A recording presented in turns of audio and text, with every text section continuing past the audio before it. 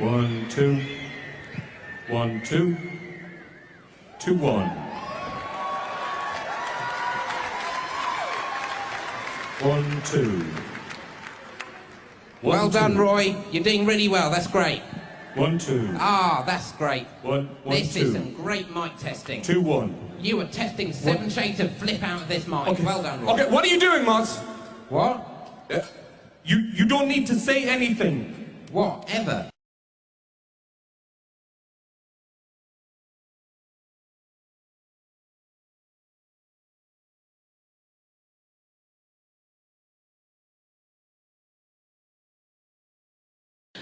How we thought about agile testing then versus where we are now? What are the key differences? Well, I think the big difference is now that the recognition that not everybody can be an agile tester. The level of proficiency necessary to be a really good agile tester is a lot higher than the tester from 10, 15 years ago. You know, people used to go into testing because it was easy, right? Oh, I can't be a programmer, but I'm good at tech stuff, so I'm going to be a tester. Right. And it almost, the profession almost seemed, have this derogatory tone applied to it. But now, an agile tester needs to know how to code, needs to know systems thinking, needs to know all these things. And again, being biased as somebody who self-identifies as a tester, I think it's a lot harder to be an agile tester than an agile developer. As a developer, you learn your framework, you learn a couple patterns, solid principles, and it's just the implementation of all these things, and often in a silo. Whereas in the agile testing world, you need to take the holistic view, which is a lot more to wrap your brain around. Not only from, well, how's it implemented, where are the problems going to be in the database using the pattern that they use, but also managing your time. Now, if you're doing automation or not. There's all these other toolkits and stuff that need to be applied. So, in general, and even going forward, like skipping forward in time, 10, 15 years, I suspect what you'll see the people that identify as agile testers are going to have the same programming chops as people that are in the dev side of the community. You're already starting to see that movement, and I think it's just going to continue progressing.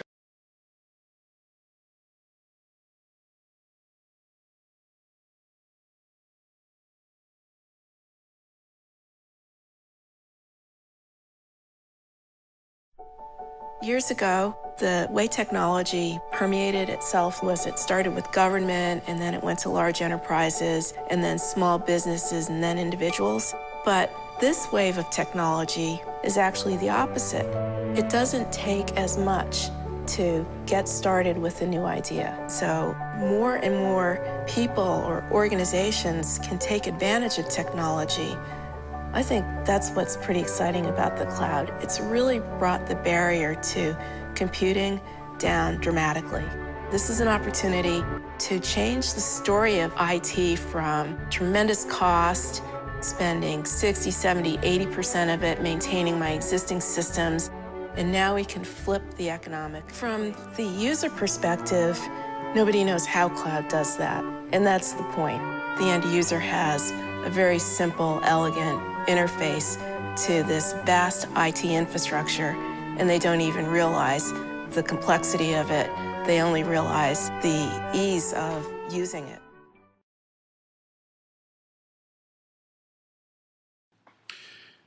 Today, a lot of companies still rely on traditional load testing to test their web and mobile applications, and they're facing lots of challenges.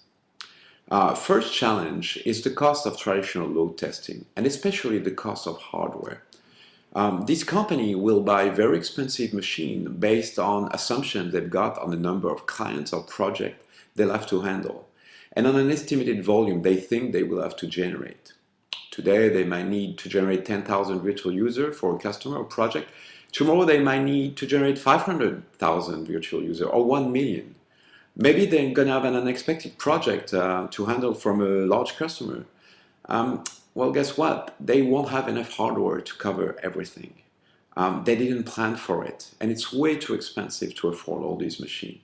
So most companies will take the risk not to test at this level and will push back customer and projects. A lot of them will see their application crash on production. It's a real impact on their business. Second, maintenance. You're going to need people and money to take care of your expensive lab, operating systems, CPU, memory upgrade, hard drive. That's time and money. And guess what? Your most powerful machine is going to break at the worst possible moment, right during a very important test for a critical project. That's a real impact for your business. Third, accessibility. You want to leverage fully your lab. You want to have 100% utilization. It's very expensive, so you want to use it. You want to give access to that environment to all your team doing performance testing, whether they're in Europe, Asia, the States. Well, good luck with that. Be prepared to face latency, performance, concurrency, planning issues. It's a real nightmare to handle. So traditional testing has many limitations and is way too expensive. So do we have an alternative? Well, we do, and that's cloud testing. Cloud testing is a great fit for agile environment. You can leverage it during the whole life cycle of your web or mobile application, right from the beginning of your development up until your application is on production.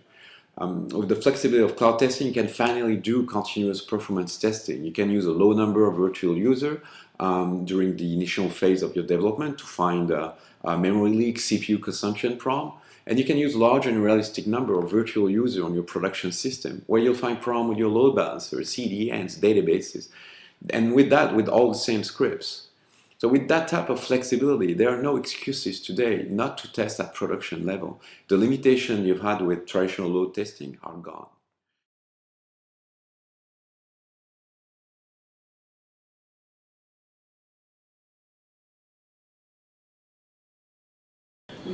What do you see the future in a year or two from now? Do you think that will be more challenges or about the same challenges that we are facing, but it's exploding? Or Really, really good question. I think it's going to get worse before it gets better. I think we'll still see a lot of fragmented operating systems and devices, and we still don't have the tools. There's a lot of automation tools, and not just tools, but things I call utilities. So there's things that I want in the mobile space that I don't have. So for instance, on the desktop, we've been able to clone a desktop for a long time, what we often call wipe a desktop clean with ghost imaging it. I want to be able to do the same thing on mobile. I want better screen capture utilities without having to jailbreak a device just to be able to really get a good capture. There's utilities that I just think that we're really lacking, and I think we'll see those come. I think it's like any other technology you and I have been through. There's a lack of tools, then there's almost too many, and then the market sort of thins down again to the ones that are really desirable. I would bet 5 years from now, mobile testing will not be that big of a deal. It won't be any bigger of an event than other testing. It will settle down.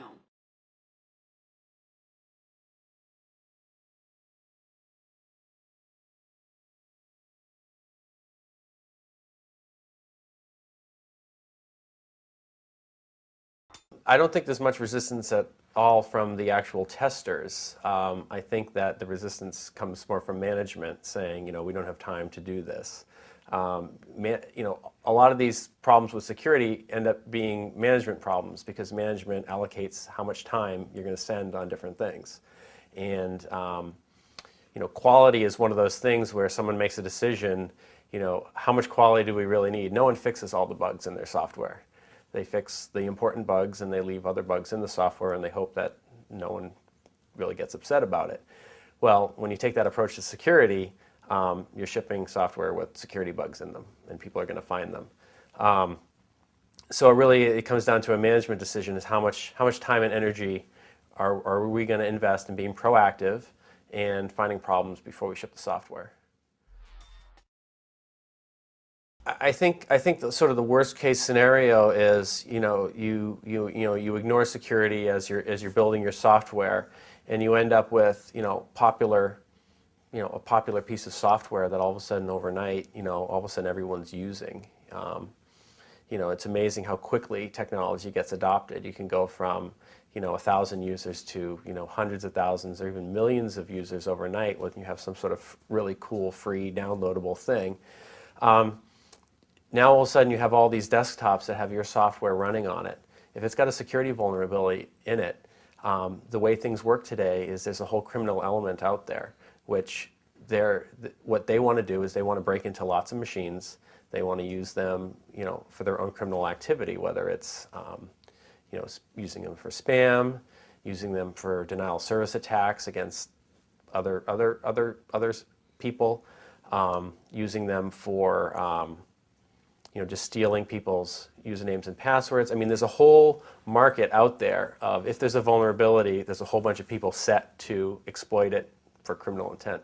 So a software developer basically ends up, with his software being the reason all these people have all these headaches. There's going to be grandmothers calling you on the phone saying, all my files are deleted, I don't know what's going on. It just becomes a support nightmare. And over time, if you don't really change your tune, you just get known as a poor quality software company. So I just think that's a good example that if you let your security problems, if you don't address them, eventually your customers are going to leave and move somewhere else.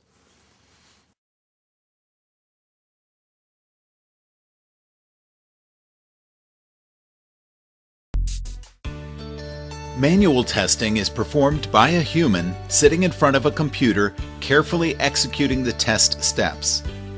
Automation testing means using an automation tool to execute your test case suite. The automation software can also enter test data into the system under test, compare expected and actual results, and generate detailed test reports.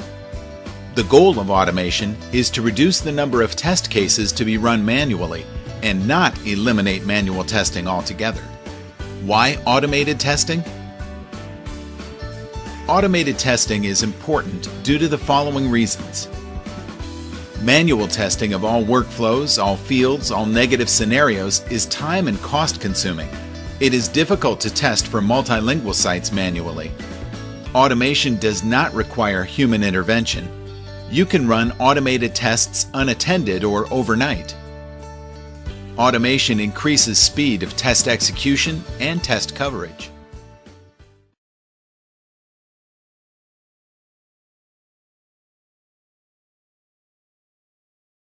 Most important skill for a software tester, from my perspective and my experience, I would pick communication. Communication at all contexts. Communication, I think, is the most important skill. It's an obvious one, it's communication. Because you need to communicate the testing that you're going to do, the bug that you're going to find. You need to be a communication between developer, you need to deal with developer, you need to deal with product manager, you need to deal with CIO, maybe your CEO. So you need to be able to communicate at different layer of your organization. That's very important. And in a lot of ways, QA organizations are like a central place where all information comes and go. And so you need to be able to articulate, all information coming in and try to give it back to, different type of people. So I think communication is key for any testers. The most important skill a tester needs is the ability to be able to think. And the reason behind that is testing is not about checking and ticking boxes. It's about thinking and asking the question, what is the problem and is there a problem? Yes, for me the most important quality and skill of a tester is analytical and technical, because if you only test functionality and you don't dig any deeper than that, you often see very much issues in production. But I would say it was a passion and enthusiasm for testing, to really get in there, focus day in day out. I know it's hard to be passionate occasionally when you come to a job, but that's what I love to see. I think the most important skill as a tester is that you question everything.